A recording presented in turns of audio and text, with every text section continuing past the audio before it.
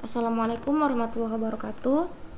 Saya Nur Fadila Bustamin dengan NIM 18291414008 akan menjelaskan materi tentang IoT atau Internet of Things. Pada kesempatan kali ini saya akan menjelaskan pengertian dari IoT, sejarah dan perkembangannya, cara kerja, unsur-unsur pembentukan, penerapannya, dan pengembangannya pada tahun 2020. Langsung saja yang pertama, yaitu pengertian IoT. Apa itu IoT? IoT merupakan suatu konsep di mana objek tertentu mempunyai kemampuan untuk mentransfer data lewat jaringan tanpa memerlukan interaksi dari manusia ke manusia ataupun manusia ke perangkat komputer. Secara sederhananya, istilah Internet of Things ini mengacu pada mesin atau alat yang dalam strukturnya itu berbasis internet. Dia menggunakan metode nirkabel atau pengendalian secara otomatis, dan cara kerjanya yaitu memanfaatkan sebuah argumentasi pemrograman yang dimana yang menjadi media penghubung antara perangkat yang ada dalamnya itu adalah internet.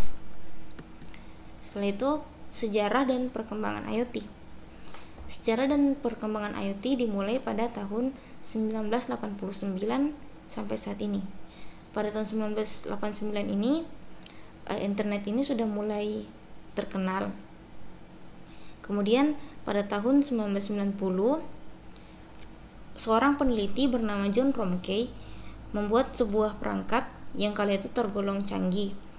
Perangkat itu adalah pemanggang roti yang dapat dinyalakan atau dimatikan melalui internet. Lalu pada tahun 1994, seseorang bernama Steve Mann menciptakan WireCam, dan pada tahun 1997, Paul Szabo menjelaskan secara singkat mengenai penemuannya soal tentang teknologi sensor dan masa depannya nanti. Lalu pada tahun 1999, seorang bernama Kevin Aston membuat konsep Internet of Things. Kevin ini merupakan direktur Auto ID Center dari MIT. Di tahun yang sama pula, pada tahun 1999 ditemukan mesin yang sistemnya berbasis radio frequency identification secara global. Nah, penemuan inilah yang jadi awal kepopuleran dari konsep IoT. Orang-orang, terutama pakar teknologi, berlomba-lomba untuk mengembangkan teknologinya sesuai dengan konsep IoT. Lalu pada tahun 2000, brand LG merilis teknologi IoT, yaitu kulkas pintar, di mana kulkas pintar ini dapat menentukan apakah ada stok makanan yang perlu diisi ulang atau tidak. Lalu pada tahun 2005, Departemen Telekomunikasi Internasional PBB mengeluarkan laporan berjudul The Internet of Things. Jadi pada tahun ini IoT kembali terkenal lagi setelah Departemen Telekomunikasi Internasional PBB mengeluarkan laporan berjudul The Internet of Things. Kemudian pada tahun itu juga media-media ternama semacam The Guardian dan Boston Globe mulai mengutip banyak sekali dari artikel ilmiah dan proses pengembangan IoT. Hingga pada tahun 2008, berbagai macam perusahaan setuju untuk meluncurkan IPSO untuk memasarkan penggunaan IP dalam jaringan bagi smart object, yang juga bertujuan untuk mengaktifkan IoT itu sendiri.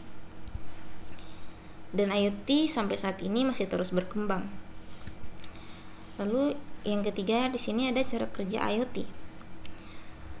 Sebenarnya IoT bekerja dengan memanfaatkan suatu argumentasi pemrograman di mana tiap-tiap perintah argumennya bisa menghasilkan suatu interaksi antar mesin yang telah terhubung secara otomatis tanpa campur tangan manusia dan tanpa terbatas jarak seberapapun jauhnya. Jadi internet di sini menjadi penghubung antar kedua interaksi mesin tersebut. Manusia dalam IoT tugasnya hanyalah menjadi pengatur dan pengawas dari mesin-mesin yang bekerja secara langsung tersebut. Kemudian tantangan terbesar yang bisa menjadi hambatan dalam mengkonfigurasi IoT adalah bagaimana menyusun jaringan komunikasinya sendiri. Kenapa disebut sulit dan menjadi problematik? Ini sebenarnya dikarenakan jaringannya sangatlah kompleks. Kemudian yang keempat ada unsur pembentuk IoT. Di sini yang pertama ada AI atau Artificial Intelligence, kecerdasan buatan. IoT memungkinkan teknologi tidak hanya menjadi sekedar mesin, melainkan sebagai alat yang memiliki kecerdasan. Kemampuan inilah yang disebut sebagai kecerdasan buatan atau AI, Artificial Intelligence. Kemudian ada konektivitas. Dalam IoT ada kemungkinan untuk membuat atau membuka jaringan baru dan jaringan khusus IoT. Jadi jaringan ini tidak lagi terikat hanya dengan penyedia utamanya saja. Lalu ada sensor. Sensor ini merupakan pembeda yang membuat IoT unik dibanding mesin canggih lainnya. Sensor ini mampu mendefinisikan instrumen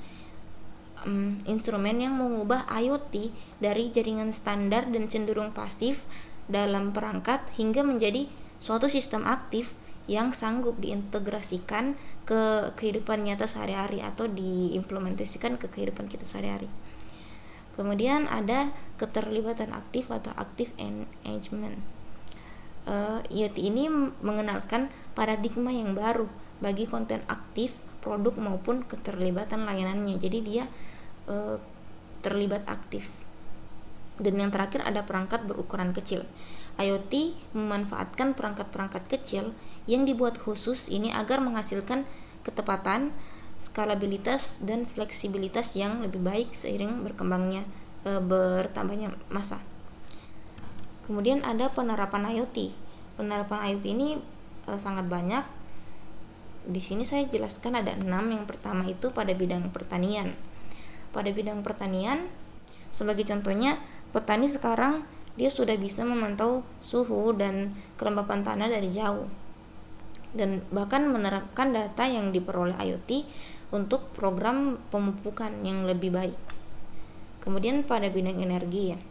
Pada bidang energi ini, dengan IoT di bidang ini sistem bisa berkumpul dan bertindak berdasarkan informasi yang terkait dengan energi dan daya demi meningkatkan efisiensi produksi dan distribusi listrik. Yang ketiga ada sektor lingkungan.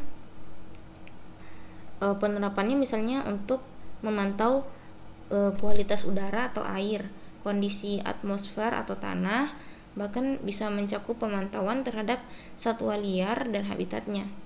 Tidak hanya itu, sebenarnya bisa juga IoT dimanfaatkan dalam penanggulangan bencana semacam peringatan dini tsunami atau gempa bumi. Yang keempat ada otomatisasi rumah. Otomatisasi rumah ini merupakan konsep rumah di mana dalamnya itu semuanya terdapat alat-alat cerdas yang menggunakan konsep IoT. Contohnya kulkas cerdas, lampu otomatis yang bisa dimatikan tanpa kita nyalakan saklarnya. Habis itu pintu yang bisa langsung kita buka menggunakan sidik jari, dan seterusnya.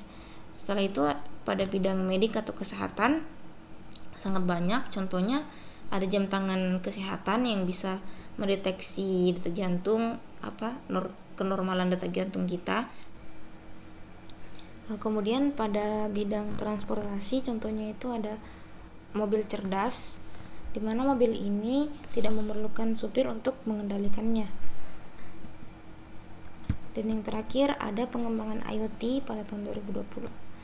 Di masa sekarang ini, IoT semakin berkembang dan merajalela karena didorong oleh berbagai hal seperti turunnya komponen pendukung Internet of Things, kebutuhan yang meningkat, keanekaragaman perangkat yang semakin luas, kemajuan di dunia peranti lunak, dan potensi IoT untuk menciptakan dampak positif terhadap pertumbuhan ekonomi.